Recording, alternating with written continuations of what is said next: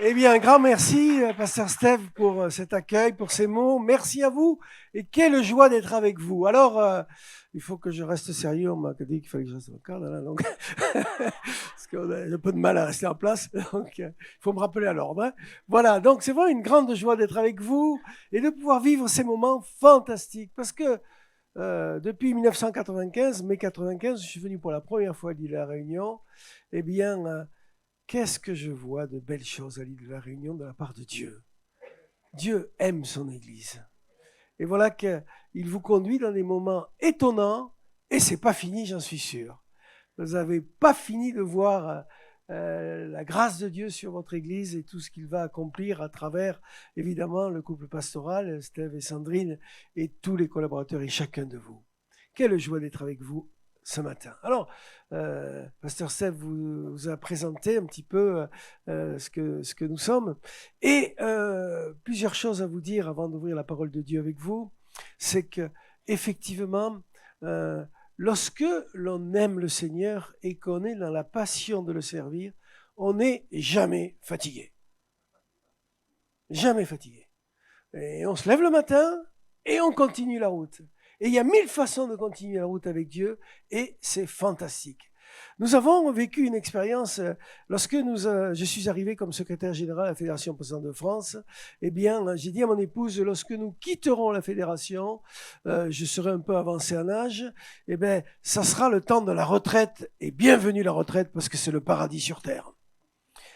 Sauf que c'est pas ça la vérité. Ce que j'ai dit, c'est qu'on prendra une moto et nous partirons évangéliser en Afrique et visiter les églises que personne ne va visiter. Et c'est ce que nous avons fait.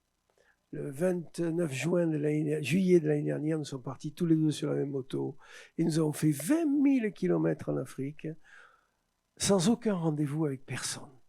Et nous avons vu des choses étonnantes de Dieu. Des rendez-vous que Dieu nous a donnés, nous a offerts. Et nous sommes aujourd'hui avec une multitude d'amis pasteurs en Afrique qui nous disent revenez. Et ce problème, c'est qu'on ne peut pas être partout à la fois. Mais vraiment, on a vu la main de Dieu. Hier, à l'école dessinée, pour ceux qui étaient là, la dernière session s'est terminée avec cette idée, en fait, mais comment être sûr de la conviction que Dieu nous donne, de la terre que Dieu nous donne, puisque nous avons parlé de cela hier. Et en aparté, à la fin, il y a un frère qui est venu me voir et il me dit, mais la plus grosse difficulté, c'est d'écouter la voix de Dieu. Et j'aimerais vous dire ce matin, frères et sœurs, que la personne avec qui vous parlez le plus chaque jour et chaque instant, c'est vous-même.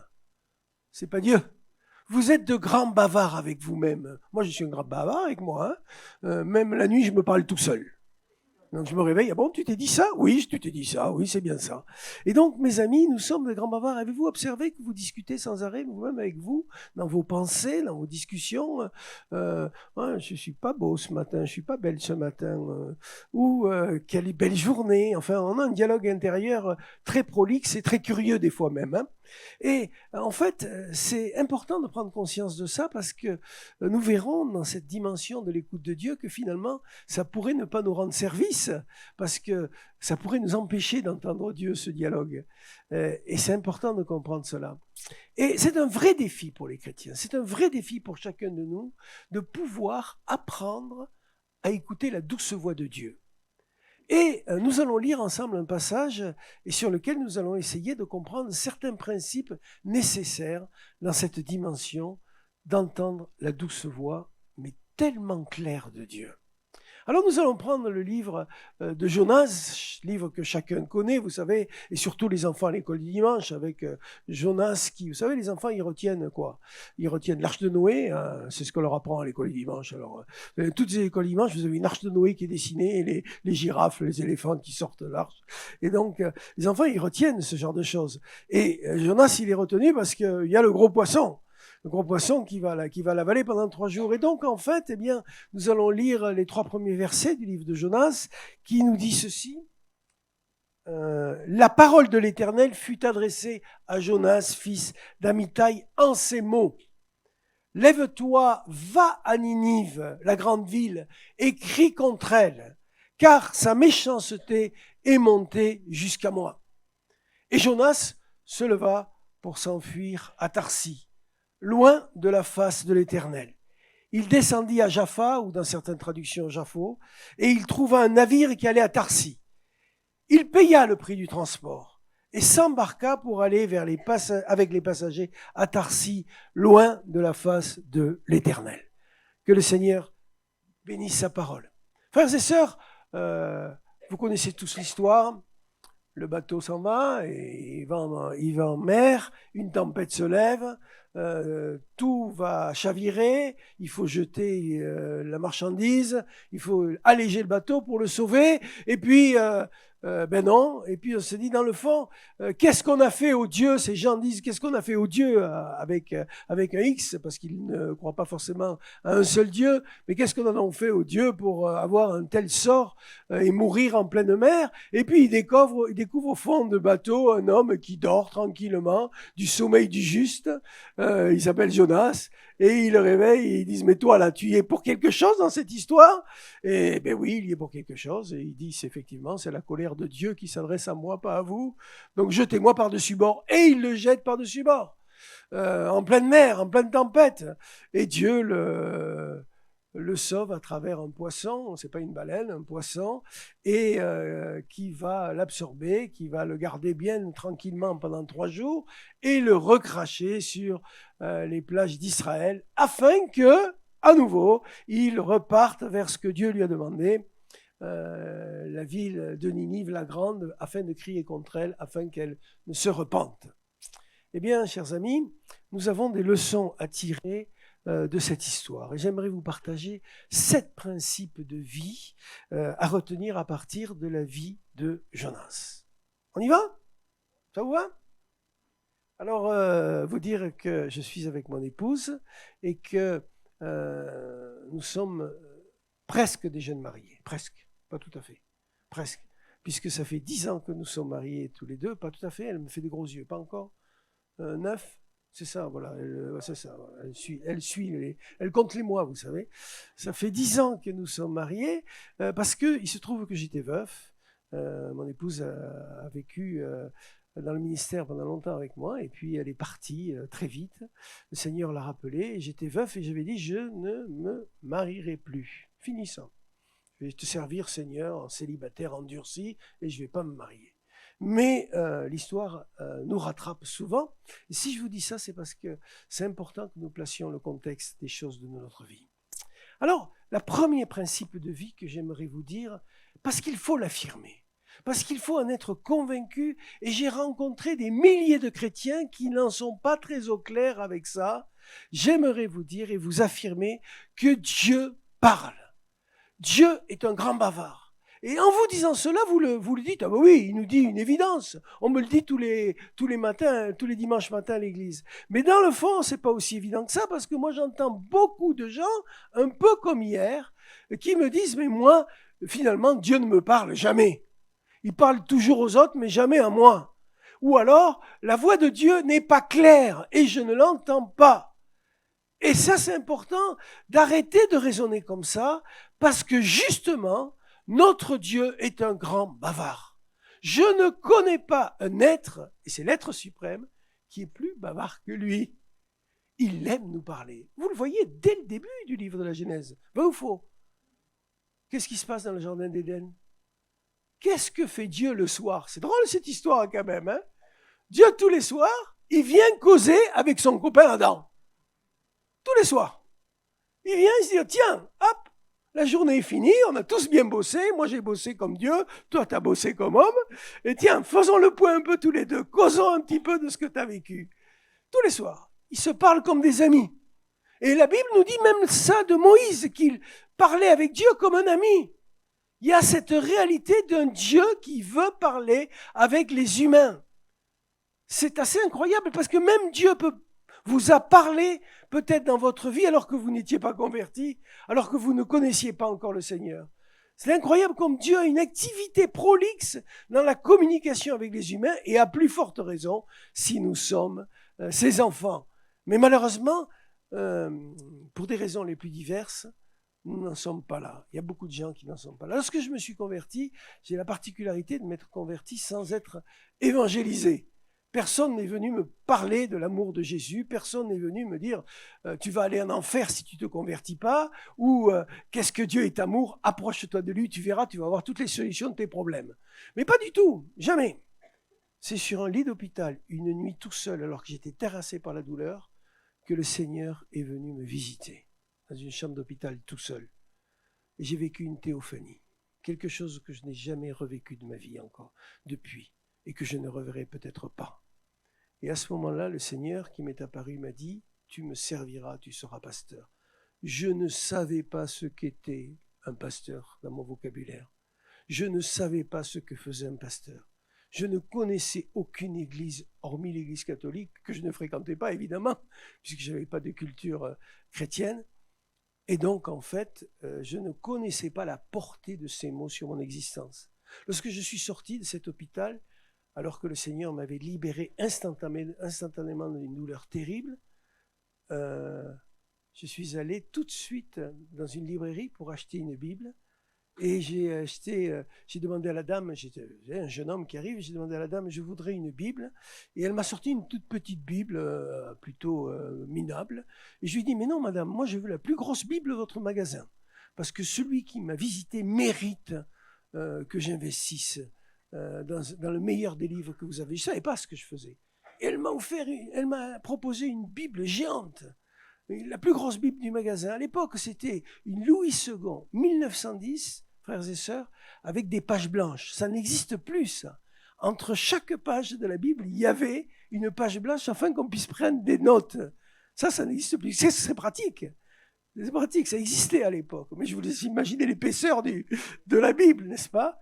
Et je suis reparti avec ce livre, et pendant 2 ans, tout seul, tous les jours, j'ai appris 3 choses. La première, c'est lire ce livre. Et toutes les études montrent que les évangéliques, comme les autres chrétiens, prennent de plus en plus de recul avec la lecture de la parole de Dieu. On va sur YouTube, on écoute 10 minutes un message, on vient évidemment assidûment le dimanche matin pour assister au culte, mais beaucoup de chrétiens ont pris de la distance avec une lecture assidue de la parole de Dieu. Et c'est une des plus grandes erreurs parce que la parole de Dieu est le pain vivant, notre nourriture essentielle et spirituelle qui nourrit notre âme. Ça, c'est un des grands principes que j'ai appris. Le deuxième principe que j'ai appris, c'est que, il n'y avait pas de relation avec Dieu sans la prière. Et donc, faire connaître à Dieu nos besoins et faire confiance à ce Seigneur dans la réponse à ses besoins. Et le jeune homme que j'étais tout seul, isolé de toute spiritualité avec qui que ce soit, a forgé cette dimension dans sa vie. Et la troisième qui découle des 2 premières, rien ne peut se passer si nous n'apprenons pas à écouter Dieu. Et c'est un apprentissage, c'est une école. Il faut aiguiser nos oreilles spirituelles pour entendre la douce voix de Dieu, ou des fois la voix sévère de Dieu qui veut nous reprendre. Alors, Dieu parle, je vous le dis. Et s'il parle, il parle de différentes façons. La première façon dont il parle, c'est à travers sa parole. Donc, lisons sa parole et nous entendrons Dieu nous parler. Et d'ailleurs, de façon très intéressante, et vous le savez, vous allez lire un verset 2 fois, 3 fois, un passage 10 fois, et soudainement, un mot, un verset, jaillit dans votre cœur, dans votre esprit, et vous avez une révélation. Alors que vous le connaissez par cœur, alors que vous avez eu l'habitude de le réciter maintes fois, d'un coup, ce même verset devient en relief dans votre histoire personnelle et vous donne une dynamique qu'il ne vous avait pas donnée jusqu'à maintenant. Je ne sais pas si ça vous est arrivé, mais moi, ça m'arrive souvent. Encore récemment, j'ai fait une découverte d'un verset de l'apôtre Paul que jamais je n'avais lu comme ça et d'un coup, j'ai compris quelque chose. Après tant de fois que je l'avais lu. Donc Dieu te parle à travers sa parole. La deuxième chose, c'est que Dieu parle à travers les circonstances. Hier, pour ceux qui étaient là, je vous ai parlé de mon témoignage avec la perte de mes clés à Ikea, arrêtées dans la ville d'Évry. Et Dieu, alors que je voulais partir sur notre chemin, eh bien Dieu m'arrête et il m'arrête à Évry et j'en deviendrai pasteur pendant presque 30 ans. Les circonstances m'ont conduite dans cette situation. Et Beaucoup de circonstances nous amènent à comprendre la volonté de Dieu. Une porte se ferme, des chrétiens veulent la casser parce qu'elle est fermée, alors que Dieu dit « Arrête d'être impoli, casse pas la porte parce que moi je t'en ai ouvert une autre. » Et des fois nous s'entêtons et nous cassons les portes et après on va n'importe où. La troisième chose, c'est que Dieu parle à travers les autres, à travers la prédication le dimanche matin. Frères et sœurs, moi je me suis retrouvé dans une situation étonnante, c'est que j'ai donné des milliers de messages et que combien de fois on est venu me voir en me disant « Tu as touché mon cœur dimanche quand tu as parlé de l'amour. » J'ai parlé de l'amour, moi. Je n'ai pas parlé de l'amour, j'ai parlé de la repentance. J'ai dû glisser une phrase sur l'amour, mais d'un coup, le Saint-Esprit a parlé à cette personne et lui a révélé quelque chose. À travers moi, Dieu lui a parlé. Et je n'ai pas du tout eu l'intention de dire cette chose-là, mais n'empêche que Dieu a utilisé mes faibles mots pour toucher un cœur. Et Dieu peut parler à travers les autres de façon très différente. Tu vas rencontrer quelqu'un dans la rue et il va te dire « Je te vois fatigué, repose-toi. » Oui, écoute, j'ai beaucoup de travail en ce moment, j'ai pas le temps. Et tu réalises pas que c'est Dieu qui est en train de te parler. Dans son amour, qui t'avertit, qui te dit « Ralentis un peu la machine. » Dieu parle à travers ton épouse. Et là, tous les hommes devraient dire « Amen. » J'ai pas entendu. J'ai pas entendu, c'est curieux ça. Nous sommes en train d'écrire un livre avec mon épouse qui va sortir à la fin de l'année. Et vous allez voir, mesdames, je suis sûr qu'il va avoir du succès ce bouquin. C'est Marie, aimez vos femmes. C'est un livre destiné pour les hommes. Donc je suis sûr que c'est les femmes qui vont les acheter, qui vont l'acheter. Que notre meilleur public pour l'acheter, ça sera les femmes. J'en suis convaincu. Il va sortir, c'est un livre qui, vous savez, le livre que vous avez vu hier sur notre mission en Afrique, vous savez comment il a été écrit? Vous savez, un livre qui est écrit dans un voyage tous les jours. Eh bien, je l'ai écrit sur mon téléphone. Tous les jours, j'écrivais le récit de la journée ou des 3 jours qui suivaient, et je l'écrivais sur mon téléphone, et je l'envoyais à mon épouse par mail, et elle le recevait, et elle reprenait tout ce que j'écrivais. Et c'est comme ça, en fait, que nous écrivons les livres tous les deux. J'écris sur mon téléphone, je le renvoie sur le téléphone de ma femme, et hop, elle travaille, et puis après on met ça sur l'ordinateur, et puis après ça part à l'imprimerie. Et bien là, en ce moment, nous arrivons à la fin de l'écriture de ce livre, « Marie, aimez vos femmes ».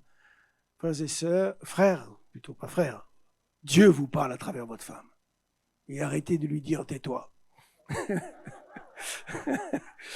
Mais Dieu parle à travers vos maris, mesdames, au cas où vous ne sachiez pas. Et là, les hommes disent Amen, n'est-ce pas? Dieu parle à travers les autres. Dieu peut parler au travers de nos enfants aussi. Dieu peut parler à travers nos enfants. Et Dieu parle aussi à travers les prophéties. La dimension prophétique est importante. Dieu peut parler à travers ces dimensions prophétiques. Mais par contre, nous sommes invités à discerner, à bien approfondir avec la conformité de la parole de Dieu et la sagesse du Saint-Esprit qu'il s'agit bien de quelque chose qui appartient au cœur de Dieu. Toutes les prophéties ne sont pas forcément issues de gens très inspirés. Mais il y en a souvent qui viennent de Dieu. Et ma vie a été marquée par une prophétie que je n'ai pas prise au sérieux. Et je vous apporterai le témoignage tout à l'heure. Évidemment, Dieu parle à travers les rêves et les songes. Et je ne sais pas si vous avez déjà expérimenté cela, mais il vous arrive des fois d'avoir des choses qui se passent dans votre sommeil et qui relèvent vraiment du cœur de Dieu. Mais pas tout le temps, hein. Des fois, c'est parce que tu as trop mangé ou trop bu, hein. Et donc, tu as une digestion difficile et des rêves un peu tourmentés, quoi.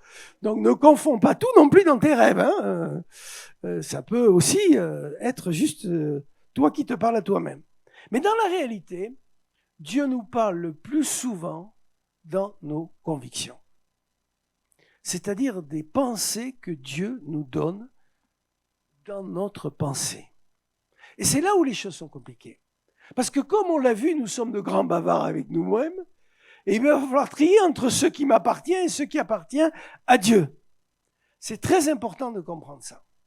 Et pour comprendre ça, j'aimerais d'abord vous amener un petit peu plus loin sur une réflexion de voir comment nous sommes construits et comment les choses fonctionnent.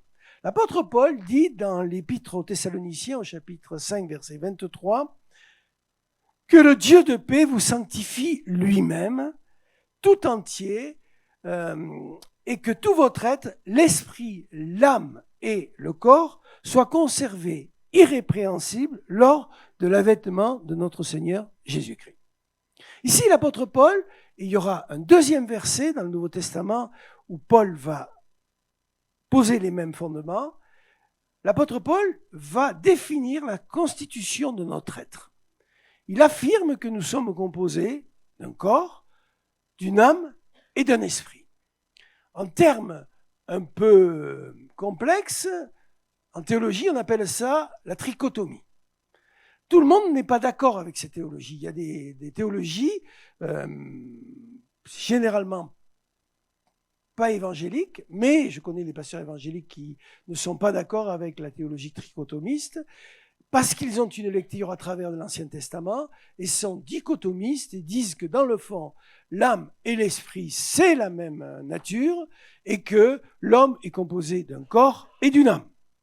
Je ne vais pas rentrer dans le débat, mais j'aimerais quand même vous dire que vous avez un verset très intéressant, c'est que lorsque Jésus expira avant que Jésus n'expire sur la croix, il a dit « Père, en toi je remets mon esprit ». Avec un petit E, hein, pas le grand E qui est le Saint-Esprit. Il n'a pas dit « En toi je remets mon âme ». Et donc en fait, ici, il y a l'affirmation de Paul où le Saint-Esprit, dans un autre verset, peut faire la distinction entre le corps, l'âme et l'esprit.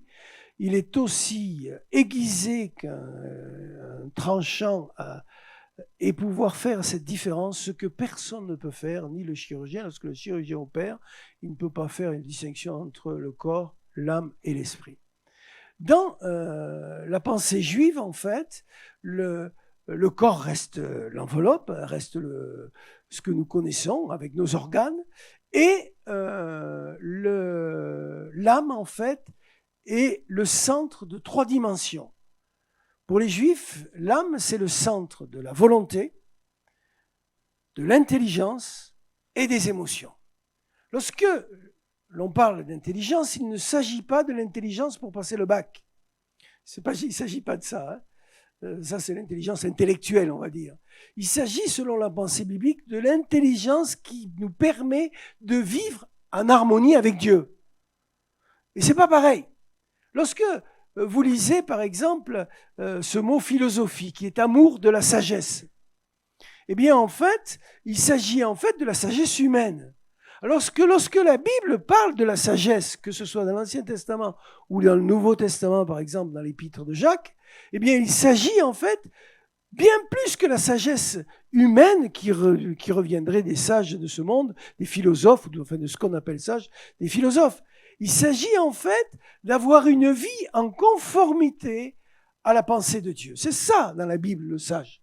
Le sage, c'est celui qui est en conformité à la pensée de Dieu. Et c'est pour ça qu'en fait, on en arrive dans cette déclaration biblique où l'homme sage peut sembler folie pour les hommes, et la folie des hommes n'est pas une sagesse aux yeux de Dieu. Et donc, en fait, nous avons cette âme en nous, composée de notre volonté, de notre intelligence et de nos émotions. Nous sommes tous constitués de ça. Avant de venir au Seigneur, notre âme est abîmée. Abîmée par le péché, péché transgénérationnel, abîmée par notre péché, abîmée par différentes choses. Et une des grandes œuvres du Saint-Esprit à notre conversion, et qui ne cessera de s'activer jusqu'à la fin, c'est justement une restauration de notre âme, une guérison de notre âme. Et vous pourriez témoigner tous dans tel ou tel domaine combien Dieu vous a guéri de telle ou telle chose.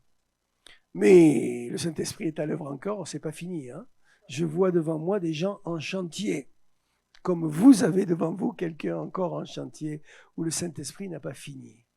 Et en fait, l'esprit, petit e, dont l'apôtre Paul parle en 1 Thessaloniciens 5, 23, est ce lieu dans lequel le Saint-Esprit va pouvoir nous parler. Vous savez, quand Paul dit que nous sommes le temple du Saint-Esprit. C'est pas mon orteil, le temple du Saint-Esprit. Parce que mon orteil, si j'ai un accident, on peut le couper. On peut me couper la jambe même. Et je continue à vivre. Donc le Saint-Esprit, il n'habite pas dans mes organes. Le Saint-Esprit, lui, a besoin d'un lieu d'accueil. Et c'est notre esprit régénéré par la pensée de Dieu. Le renouvellement de l'intelligence dont l'apôtre Paul parle en Romains 12, soyez transformés par le renouvellement de l'intelligence, afin que vous puissiez discerner la volonté de Dieu, ce qui est bon, agréable et parfait. Et donc, en fait, c'est dans ce lieu que l'Esprit grand, avec un grand E, le Saint-Esprit va pouvoir communiquer avec vous. Sauf que, il faut que nous ayons la place pour l'accueillir. Et l'apôtre Paul va définir 3 hommes. L'homme naturel, l'homme spirituel et l'homme charnel. L'homme naturel, c'est l'homme de la nature adamique, celui qui n'est pas encore soumis à Christ, ce que vous étiez, vous, hommes et femmes, avant d'être à Christ. Et du jour où vous avez donné votre vie au Seigneur, eh bien vous avez quitté la statue d'homme naturel, donc de nature adamique, pour rentrer dans la nature de l'homme et de la femme nouvelle, en principe, l'homme spirituel. Sauf que l'apôtre Paul dit, non, parce qu'il existe une 3e catégorie, c'est l'homme charnel. C'est-à-dire le chrétien qui vit selon son âme, selon les passions de son âme. Et il y a des heures où l'homme qui vous parle, ou des situations où il pourrait fonctionner uniquement dans son âme. Imaginons que tu me fasses une queue de poisson outrageuse, eh bien, je ne sais pas si c'est pas mon âme qui va l'emporter. Hein. Peut-être que oui, on ne sait jamais. Bon, sauf si ma femme me calme et me rappelle que je suis sous le regard de Dieu. Mais ça vous arrive, hein, où votre âme domine et vous vous énervez avec votre femme et vice-versa avec votre mari ou vos enfants. C'est votre âme qui domine. L'homme spirituel, lui, se laisse conduire par l'Esprit de Dieu dans son esprit. Et toute la communication avec Dieu va se passer à ce stade. Dieu parle.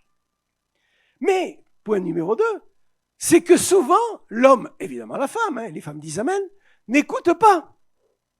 Et nous le voyons dans l'histoire de Jonas. Il a bien entendu Dieu, vous avez vu qu'il a bien entendu Dieu.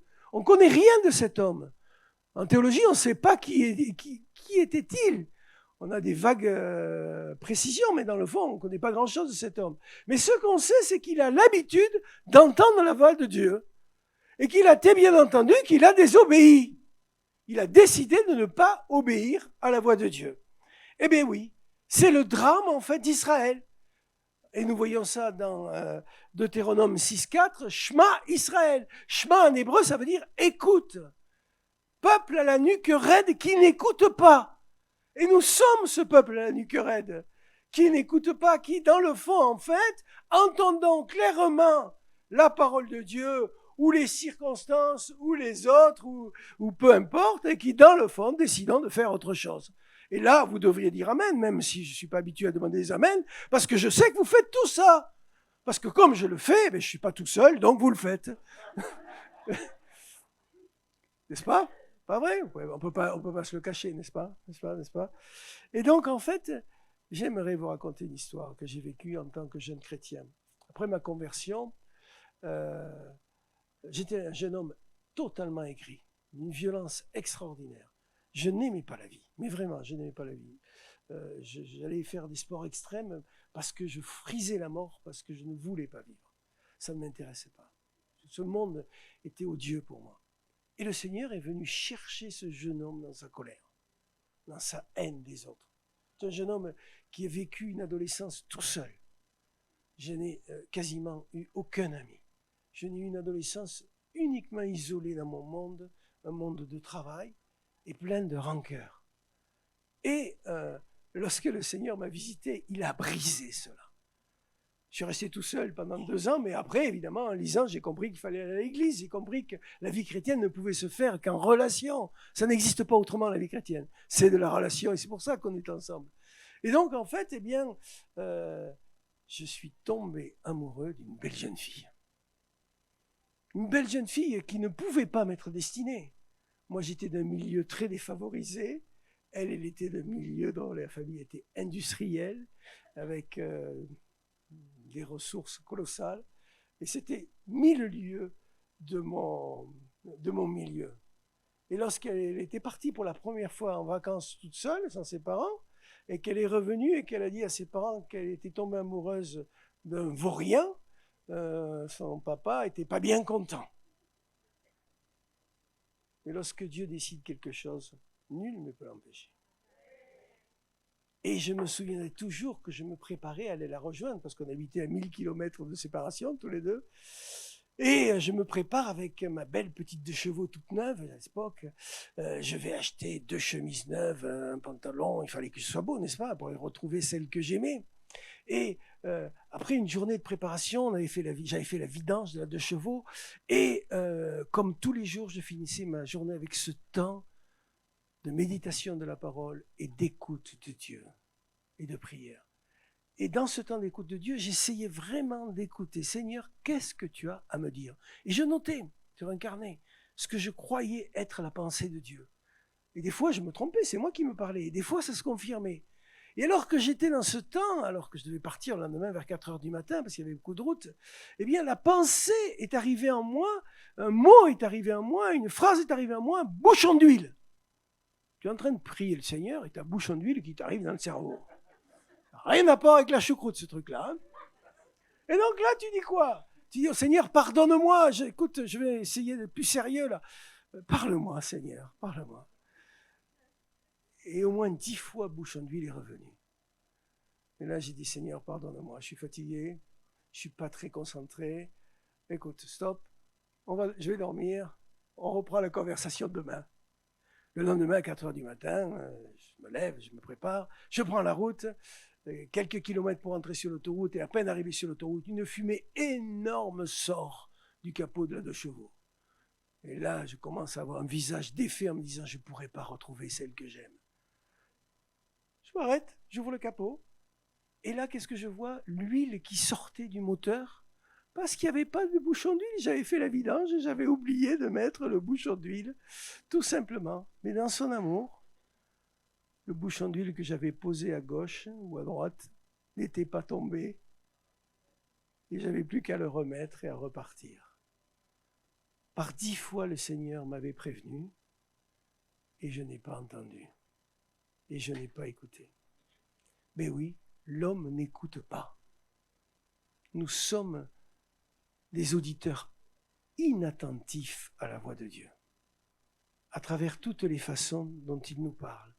Et c'est une vraie dimension qu'il nous faut développer. Le pire, c'est le 3e point, c'est que non contents de ne pas écouter, lorsque nous entendons clairement la voix de Dieu, nous sommes aussi capables de désobéir. N'est-ce pas? Alors je regarde la jeune fille, et surtout, je ne te vise pas toi, n'aie pas peur, hein, d'accord? Ils sont pareils, d'accord? Nous sommes capables de désobéir. Et nous avons tous connu ça. Dieu nous dit quelque chose et nous voulons faire qu'à notre tête. Pourquoi? Eh bien, à cause de notre péché. Notre péché nous aveugle et nous conduit dans la désobéissance. Mais pas à cause que de nos péchés. À cause aussi de ce que la Bible appelle les vaines gloires.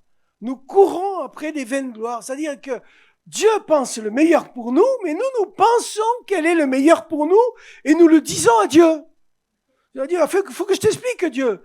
Toi, tu me dis que le meilleur pour moi, c'est ça, mais moi, j'ai encore meilleur pour moi que je vais t'expliquer.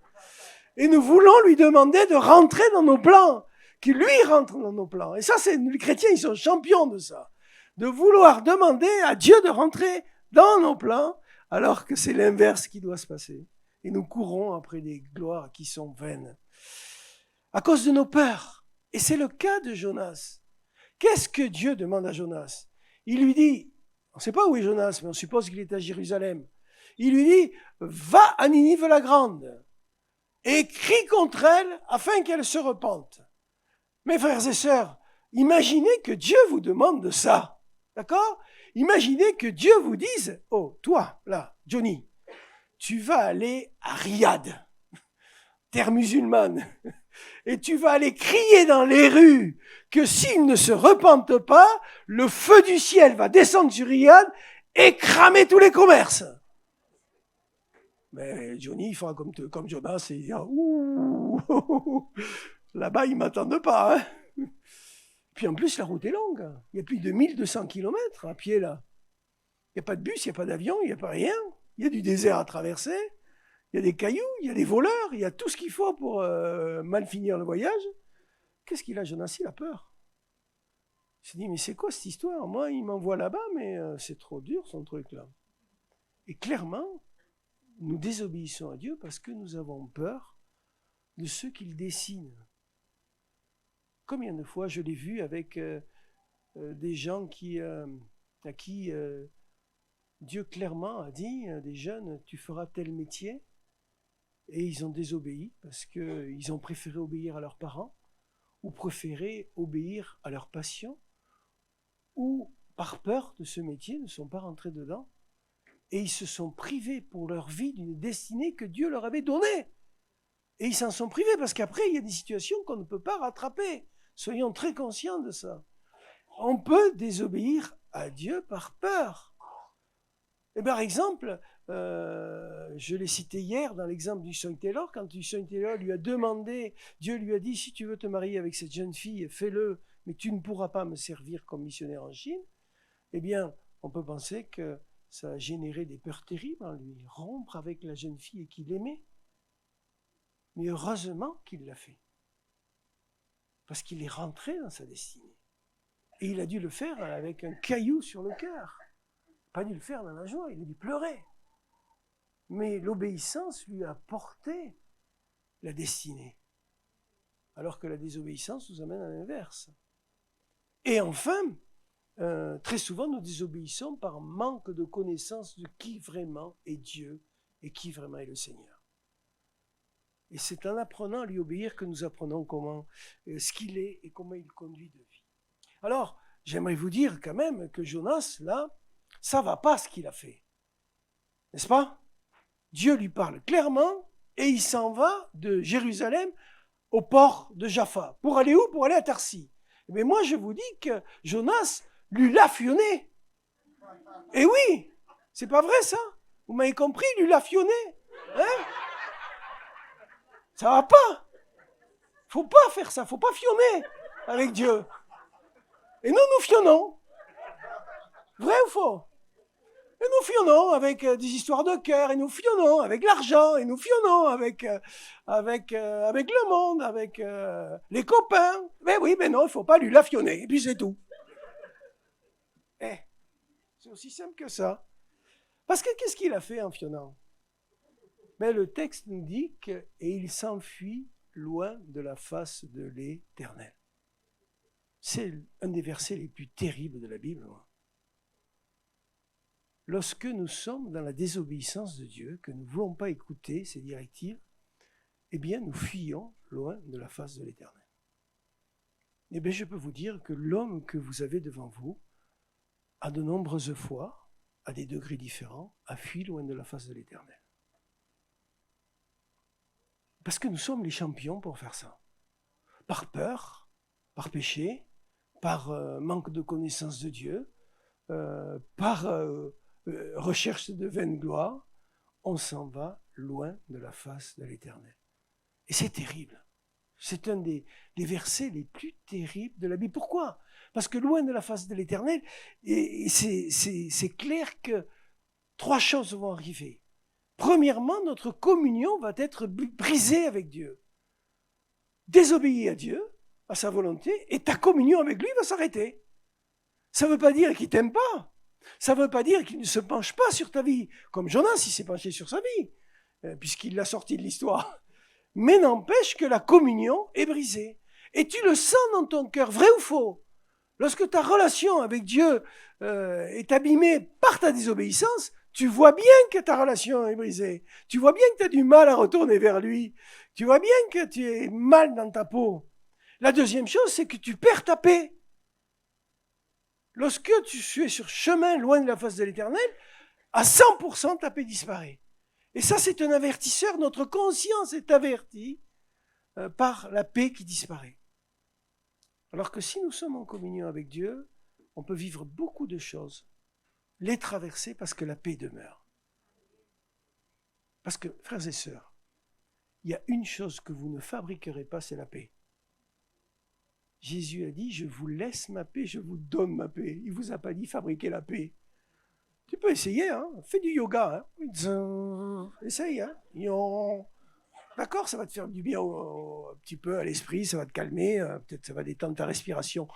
Tu vas bien respirer, machin, compagnie. Mais ça ne donne pas la paix, frère, c'est ça. Tu peux essayer tout ce que tu veux, de différentes façons. La paix vient de Dieu. Et lorsque nous fuyons loin de la face de l'Éternel, nous perdons notre paix. Et puis, la troisième chose, c'est que nous coupons le canal de bénédiction du Seigneur.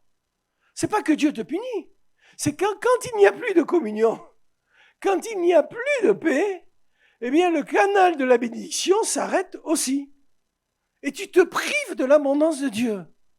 Alors que lorsque tu es dans la communion avec lui, alors que tu es dans la paix avec lui, eh bien tu laisses couler le potentiel de la bénédiction sur ta vie. Et quelquefois, l'avertissement que les bénédictions ne sont pas là devrait t'avertir que tu es parti loin de la face de l'Éternel. Tu t'es entêté dans un domaine dans lequel tu n'aurais pas dû aller. Et beaucoup de frères et sœurs devraient être attentifs à ces 3 points. Parce que s'ils sont attentifs, eh bien, ils peuvent revenir au Seigneur et retrouver un chemin avec lui. L'histoire de Jonas nous apprend quelque chose d'incroyable. Dieu lui dit d'aller à Ninive. Lui, il va à Jaffa, ou Jaffo, qui est un port, mais pour aller à Tarsis. Sa finalité à lui, c'est Tarsis. Et là, je pose la question, y a-t-il quelqu'un dans cette salle qui sait me situer sur la carte Tarsis? Je regarde, et là, faites attention parce que j'ai un appareil photo. Si tu lèves la main, je te prends en photo, et comme chez McDo, on affiche dans l'église, et tu es le chrétien du mois. Pourquoi? Parce que vous trouverez sur aucune carte Tarsis. Ça n'existe pas. Cette ville n'existe pas.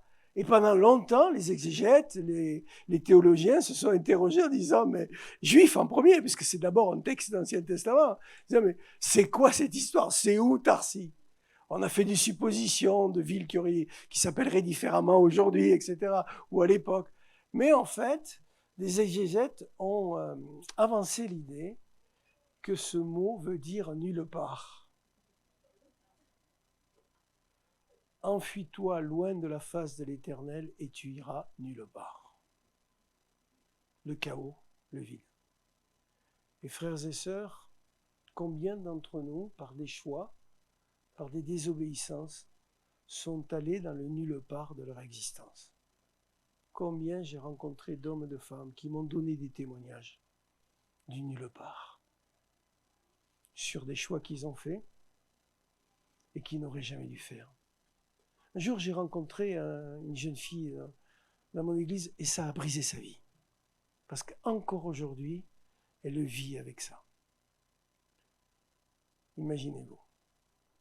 Jeune fille brillante, fiancée, qui passe son bac dans un pays africain, promue à un grand avenir tellement elle est brillante. La veille du bac, elle est dans une salle avec 2 copains, 3 copines pour discuter, parce qu'ils avaient besoin de discuter ensemble. Et voilà qu'il y a un jeune homme, un des gars du groupe, qui voit que sur la table, la table au fond, il y a des papiers. Et en fait, c'était les examens du bac. Et voilà qu'il regarde les épreuves du lendemain. Donc ils ont connaissance, c'est vrai, c'est une erreur de l'administration, ils ont connaissance de ces épreuves. Elle n'aurait pas fait ça toute seule, mais elle est dans le groupe, donc elle le fait. Le lendemain, c'est l'épreuve, en pleine épreuve du bac. L'armée, on est en Afrique, hein, l'armée rentre dans la pièce.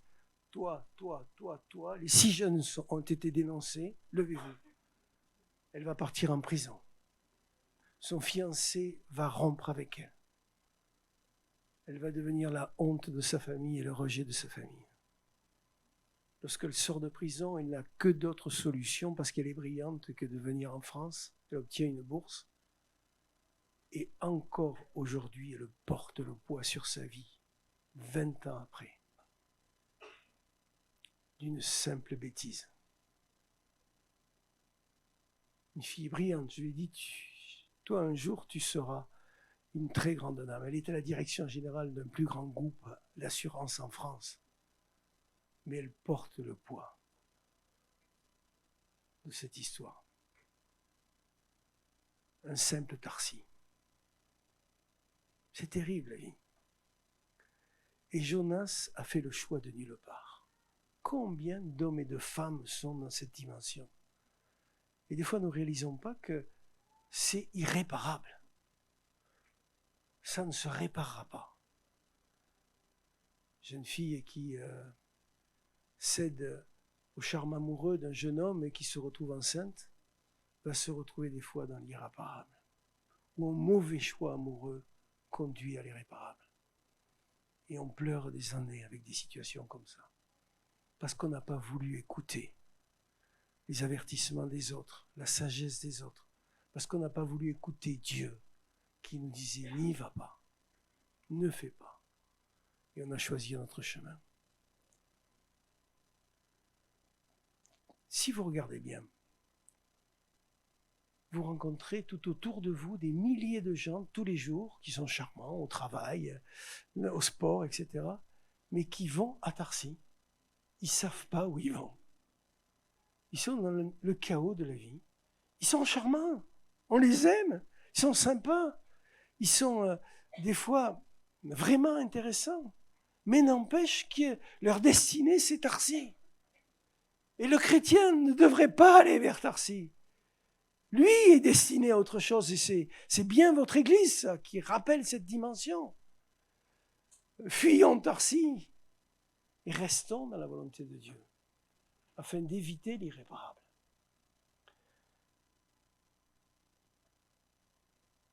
Le pire de ce récit, si vous avez bien lu, c'est qu'il nous est dit « Et Jonas paya le prix du transport ». Vous savez, on lit des choses comme ça, on ne fait pas attention. Mais les amis, lorsque Dieu dit à Jonas « Va à Ninive », qui va devoir faire 1200 kilomètres pour aller là-bas, qui ne sait pas comment il va faire ce voyage, où est-ce qu'il va dormir, où est-ce qu'il va manger, qu'il n'a pas l'argent, eh bien celui qui l'envoie va pourvoir. Celui qui l'envoie va prendre soin de cet ambassadeur qui l'envoie. Sauf que lorsque tu t'enfuis loin de la face de l'Éternel, lorsque tu vas vers Tarsi, tu es assuré d'une chose, que c'est toi qui vas payer plein tarif le transport. Et combien d'hommes et de femmes ont payé plein tarif ceux qu'ils n'auraient jamais dû payer parce que Dieu aurait pris en charge toutes choses. Nous avons, avec mon épouse, fait 20 000 kilomètres en Afrique. Alors que nous montions sur le bateau, j'en ai témoigné hier, à 7 pour aller à Tanger, j'ai ouvert l'état de notre compte en banque. Pour essayer d'atteindre Madagascar, eh bien, il faut pas mal d'argent. Parce qu'il faut payer l'essence, il faut payer le logement, il faut payer les réparations, enfin, il y a beaucoup de choses à payer. Nous sommes partis avec 68,50 € ou 67,50 €. Ça, c'était l'état de notre compte en banque au départ. Frères et sœurs, ne faites ça que si c'est Dieu qui vous demande de le faire. Je vous le dis, parce que je vous garantis que ça sera l'enfer. Je vous le garantis. Mais si c'est Dieu qui te demande de le faire, tu vas vivre des choses difficiles, mais tu verras un grand Dieu qui pourvoira. Et je pourrais vous donner des témoignages incroyables dans ce domaine. Nous sommes tombés en panne en plein désert de Mauritanie. 46 degrés sans ombre. 10 heures à attendre un dépannage. Tenue de motard, hein? 10 heures en plein désert. Pas une ombre, pas un arbre, rien. Du sable, du sable, du sable, du sable. 10 heures à attendre. Eh bien, Dieu a pourvu. Nous n'avions pas d'eau et on nous a apporté de l'eau. Et fraîche en plus. Incroyable. Parce que c'est Dieu qui paye. C'est pas toi qui paye. Mais trop de gens payent ce qu'ils ne devraient pas payer. Ils payent par leur désobéissance. Et quand je parle, vous faites la rétrospective de votre vie et vous savez les moments où vous avez payé, que vous n'auriez pas dû payer. à cause justement que vous êtes parti vers Tarsis. Et ça, c'est une grande défi de notre vie. Alors évidemment, pour Jonas, il va y avoir une issue heureuse, n'est-ce pas? Une issue heureuse parce que nous savons que Dieu n'a pas lâché. Ce n'est pas le cas des fois. Hein. Ce n'est pas parce que Dieu lâche, mais des fois, il y a des choses qui ne pourront plus revenir comme avant. On le voit dans certains ministères, des erreurs que font des ministres dans l'Évangile, et les choses ne seront jamais plus comme avant. Il n'y aura pas de retour à l'avant. Ça ne veut pas dire que Dieu n'aimera pas, que Dieu ne va pas construire un futur, mais il n'y aura pas de rappel, de retour au passé. Et ça, c'est valable aussi pour beaucoup de vies. Mais là, en l'occurrence, pour Jonas, Dieu ne lâche pas. Alors, vous connaissez l'histoire, il est jeté à la mer, il va dans le ventre du poisson, il est jeté 3 jours après, et puis il reprend, enfin, il écoute, et il reprend, enfin, la route de Ninive. Et c'est le 7e point, frères et sœurs, Dieu ne lâche jamais. Dieu n'aura aucune concession. S'il t'a demandé quelque chose, il reviendra à ce qu'il t'a demandé. Tu ne pourras pas négocier avec lui, c'est innégociable. S'il t'a dit « ne fais pas ça » et que tu t'entêtes à le faire, eh bien tu resteras loin de la face de l'Éternel. Mais si tu lui obéis, tu vas revenir dans le plan de Dieu. Et c'est trop souvent le cas du péché. Nous pensons que lorsque nous sommes dans le péché, Dieu va passer au-dessus et on va pouvoir négocier avec lui. Eh bien non. Tu diras, tu arrêtes et on cause. Et on continue. Mais tant que tu n'arrêtes pas, je ne pourrai pas ouvrir la voie de la bénédiction pour toi. Frères et sœurs, je vous ai dit en introduction que Christine et moi, nous sommes mariés il y a 9 ans. Je la regarde parce qu'il ne faut pas que je me trompe. Et lorsque mon épouse est décédée d'une maladie fulgurante, c'était tout à fait inattendu, eh bien, j'ai affirmé que jamais plus je ne me marierai. C'était ma décision. J'ai fini, moi sincèrement, je pensais que je finirais ma vie avec ma première épouse et que même je partirais avant elle. Elle n'avait jamais volé un crayon, jamais fumé, jamais elle buvait pas d'alcool, c'était une grande sportive. Et moi, j'avais tout fait dans ma jeunesse, tout vécu. Donc, en fait, je me suis dit, de toute façon, je partirai le premier et ça sera la vie normale. C'est comme ça. Et donc, c'est pas comme ça que ça s'est passé. Et ce n'était pas du tout prévu. Jamais j'aurais pu penser la notion d'une famille recomposée. Et lorsque je me suis retrouvé seul, donc j'ai affirmé que je ne me marierai plus. Sauf que j'ai repris la route de la mission pour Madagascar après 1 an et demi d'interruption. Et comme dans tous mes voyages, je propose à différentes personnes, s'ils veulent vivre une expérience missionnaire, de venir se joindre à la mission. Et puis voilà que s'inscrit une nouvelle chrétienne de notre église, une belle jeune femme, enfin jeune, mais belle quand même, et selon mes yeux en tout cas, enfin bon, c'était pas là le critère à ce moment-là, elle s'inscrit, je la connais pas, bon, elle s'inscrit, ben, tu veux venir, tu viens, on verra bien plus tard. Et entre-temps, mon fils me dit, je veux venir avec toi aussi à Madagascar. Il avait fait plusieurs voyages avec moi. Il avait très mal vécu le décès de sa maman. Très, très mal. Il s'était mal préparé. Il avait pensé en fait que la mort, c'est facile, mais c'est pas si facile que ça. Et vraiment, il avait connu, après le décès de sa maman, une période difficile. Il était chrétien à l'église, mais c'était très dur. Et il me dit, je veux venir avec toi, voilà. Ok. Ma belle-fille me prévient, me dit attention, il veut faire un petit détour avant d'aller à Madagascar. Et donc, je pense qu'il veut qu'on passe par la Réunion parce que sa cousine était kinée à Saint-Denis. Donc, il veut aller saluer sa cousine. Ils étaient un peu comme des frères et sœurs, tous les deux. Donc, je lui réponds oui, sans réfléchir. À la Réunion, il n'y a pas de problème. Sauf que ma belle-fille revient me voir et me dit mais non, cause avec lui, il a un autre projet. Et voilà que je cause avec lui, il me dit on va d'abord aller voir les chutes Victoria. Alors, les chutes Victoria, c'est le milieu de l'Afrique, c'est la Zambie. Et je sais pourquoi il me demande ça. Parce que c'était le rêve de sa maman, qui n'aura jamais été accompli. Et c'est sa façon à lui de finir une histoire. Et je lui ai dit, mais mon fils, tu réalises le prix que ça coûte? Paris, Johannesburg, Dubaï, Johannesburg, remonter à Livingstone, revenir à Johannesburg, retourner à Madagascar, ça coûte une fortune ton truc, plus les hôtels là-bas, ça coûte une fortune. Il m'a dit, ne parlons pas d'argent, je paye tout. On parle, toi et moi, d'aller voir les chutes Victoria. Et nous voilà partis aux chutes Victoria. Je suis une après-midi allongé sur une chaise longue, personne dans l'hôtel, un site magnifique, les hippopotames qui montent leurs oreilles, les singes, on est en pleine forêt. Et là, la seule erreur que j'ai faite, c'est de laisser mon téléphone activé. Le téléphone sonne, c'est un président de l'Union d'églises en France qui m'appelle et qui me dit, voilà, nous sommes en réunion et nous sommes tous convaincus que tu dois prendre le poste de secrétaire général de la Fédération protestante de France. Et moi, je lui réponds, je n'ai aucune conviction, je suis un homme libre et je le resterai, et je raccroche. Parce que les institutions ne m'intéressent pas, je suis un homme qui aime le terrain, la mission, la brousse, et pas Paris et les méandres de toutes ces institutions religieuses. Sauf qu'au moment où je raccroche, remonte en moi une prophétie que j'ai reçue 20 ans plus tôt.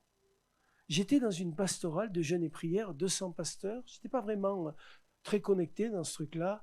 J'étais venu pour amener un pasteur qui lui-même avait perdu sa femme et qui était un peu effondré. Et donc j'avais servi de chauffeur d'un ministre vraiment abîmé. Et j'étais venu là à mon insu, donc j'étais pas vraiment dans le truc. Et à la dernière session, quasiment à la dernière minute, j'étais complètement au fond, collé au mur pour montrer comme quoi j'étais vraiment impliqué. Hein. Et l'orateur qui avait un ministère de prophétique pointe du doigt en disant « Toi, j'ai quelque chose à te dire de la part de Dieu. » Donc le premier gars qui est devant, comme vous là, dit « Moi, non. » Et donc il se retourne, le deuxième « Non. » Et donc ça, comme ça, jusqu'au fond, comme vous, madame, là-bas. Et donc ça arrive à moi, et donc je me retourne. Sauf qu'il y avait le mur.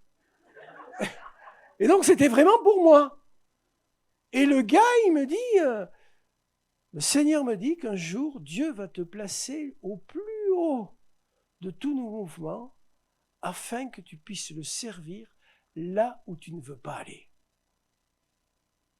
Vous savez, quand vous recevez une prophétie, il y a deux types de caractères, le vôtre et le mien. Le vôtre, vous êtes spirituel, vous dites « Oh merci Seigneur, tu as parlé à mon cœur ». Le mien, c'est « Mais quel abruti celui-là !» Non, mais qu'est-ce qu'il nous raconte, lui? Moi, oh là-haut, non, mais il rêve ou quoi, lui? Non, mais qu'est-ce qu'il fait, celui-là, là? Je lui dis pas, je le pense fort, hein, en me disant, mais il est vraiment pas bien, lui, hein? Et donc, je lui dis merci, avec un grand sourire, très poli, en n'en pensant pas moins, en me disant, bon, il est temps que ça finisse et que je rentre à la maison. Et je rentre et j'oublie cette prophétie. Je l'oublie complètement. J'y prends aucun sérieux, sauf qu'au moment où je raccroche aux Zambèzes, immédiatement cette prophétie me remonte à l'esprit et me claque à la figure. Et là, je commence à avoir la chair de poule et je dis, Seigneur, qu'est-ce que tu fais? Et là, je lui dis, non, jamais Paris, jamais les institutions, je n'en veux pas. Dieu est poli, hein? Comme Jonas. D'accord, tu vas aller à Tarsis, vas-y. Fais ce que tu veux, vas-y. Mais de toute façon, je te rattraperai. Je pars à Madagascar. L'équipe missionnaire arrive, dans laquelle il y a cette dame blonde que je ne connais pas beaucoup, et qui a besoin de trouver une place dans l'équipe missionnaire. Donc, on se met d'accord, et je lui confie le secrétariat médical. On va faire des visites médicales avec plus de 350 enfants, avec un médecin, et elle va minutieusement faire le secrétariat médical de toutes les fiches médicales, sauf que chaque soir, elle est obligée de venir me rendre compte. Et chaque soir, elle vient me voir en me disant, voilà, le médecin prescrit une opération pour demain, ça va coûter environ tant, comme moi je tiens la bourse, il faut qu'elle cause avec moi. Et par contre, il faut acheter tel médicament, il faut acheter des paires de lunettes. Enfin, nous passons 1 heure tous les soirs à ajuster les décisions à prendre. Et je vais rentrer 15 jours plus tard à Paris avec 2 problèmes.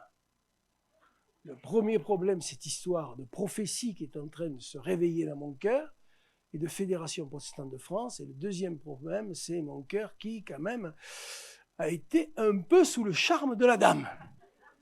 Alors que j'avais dit plus jamais. Et comme j'ai dit plus jamais, n'est-ce pas? Et comme j'ai dit non pour la fédération, eh bien c'est non. Mais tu ne peux pas tenir tête à Dieu. Tu ne peux pas. Et bien évidemment, chemin faisant, Christine et moi, nous avons appris à nous connaître, à nous apprécier. Et plus j'apprenais à la connaître et l'apprécier, plus j'avais un problème. C'est que derrière la dame, eh bien, se cachaient 4 enfants. Et donc, tu prends la dame, tu prends aussi les 4. Et ça, il n'en était pas question. Moi, les miens, ils avaient fini les crises d'adolescence, terminé. J'avais payé les permis, terminé. J'avais payé les études, fini. Ils s'étaient mariés, chacun m'avait fait 2 enfants, j'avais 6 petits-enfants. Alléluia, amen, bouclé. Et là, pas question. La dame est belle, elle a beaucoup de qualités, mais le petit colis derrière, j'en veux pas. Vrai ou faux? Vrai ou faux? En plus, c'était des ados, stop quand même. Et j'ai dit non. Et quand tu dis non à Dieu, tu vas rentrer dans une machine à laver terrible. Mais terrible. Et pendant 9 mois, vous m'auriez mis dans une machine à laver, j'aurais été plus à l'aise que dans la vie.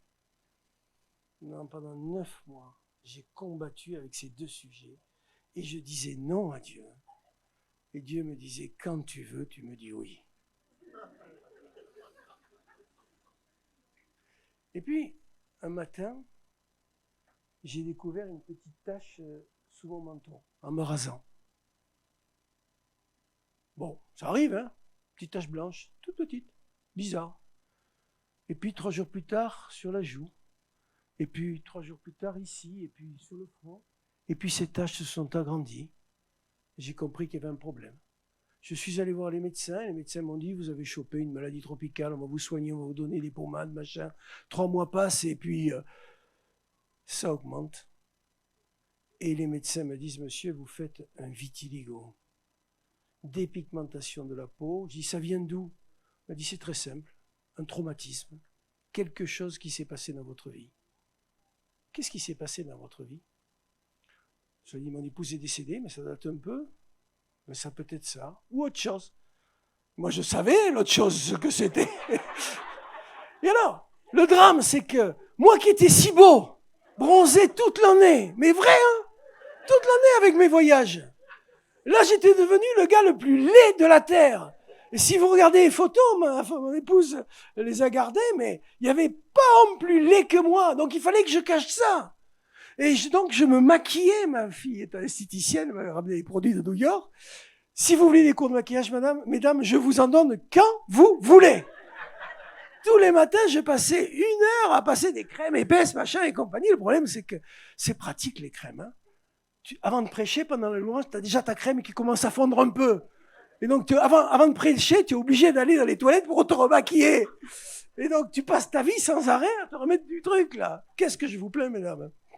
Vrai de vrai. Mais vrai de vrai. J'ai fait ça pendant 2 ans. Hein. Je vais vous dire, il m'est même arrivé une anecdote que je n'ai pas racontée ce matin. Et on arrête après. Hein. Il m'est même arrivé une anecdote. Le 22 juillet 2014, un secrétaire vient me voir et me dit, je venais de prendre mes fonctions à la fédération, le président de la République veut vous voir cet après-midi. Je n'avais même pas de cravate. Donc je pars acheter une cravate, et je mets une cravate, et j'arrive à l'Élysée, c'est la première fois que je traverse la cour de l'Élysée, que vous voyez la télé là, tu traverses tout seul la cour de l'Élysée, tu dis, Seigneur, qu'est-ce que tu me fais là? C'est quoi ce truc là? Et donc je me retrouve, j'étais en face du Premier ministre, à l'époque c'était Manuel Valls, il y avait le ministre de l'Intérieur, Cazeneuve, et François Hollande. Et il se passait des papiers, c'est une chose que j'avais jamais vécue, il se passait des papiers, des feuilles A5, ils écrivaient des choses, il se passait des feuilles. Et à un bout d'un moment, mon maquillage commençait à couler. Et Emmanuel Valls, que je connaissais, me regardait, me fixait. Et il a dit, mais il se maquille, le mec. Il se maquille. Et donc, je suis sûr qu'ils sont passés les papiers. Il se maquille, le gars, là, il se maquille. Il dit, Seigneur, quelle histoire. Et un jour, j'ai dit à Dieu, je t'obéirai. J'ai compris. J'ai compris.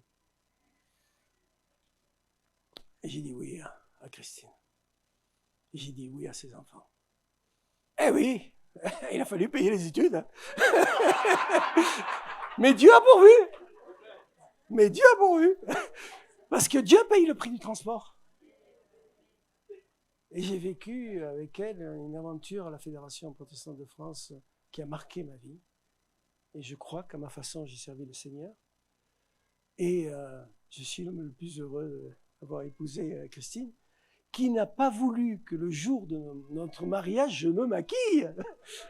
Elle a épousé l'homme le plus laid de la terre.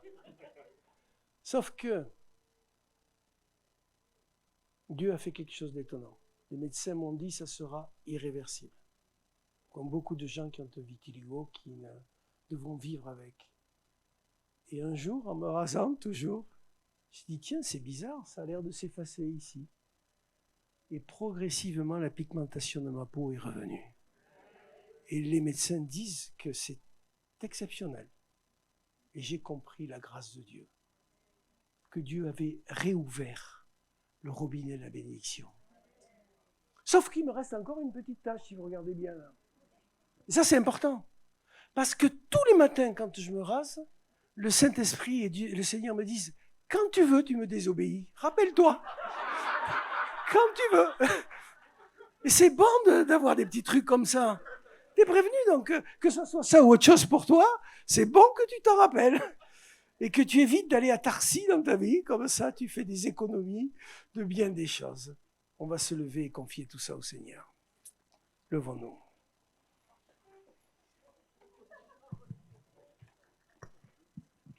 Seigneur, nous voulons, en ces instants de ta présence, nous présenter à toi. Seigneur, tu connais les cœurs de chacun et nul ne peut cacher quoi que ce soit devant toi. Nul. Nul ne peut tricher avec toi. Nul ne peut, comme je le disais tout à l'heure, fionner. On peut le faire avec les hommes, mais on ne peut pas le faire avec toi, Seigneur.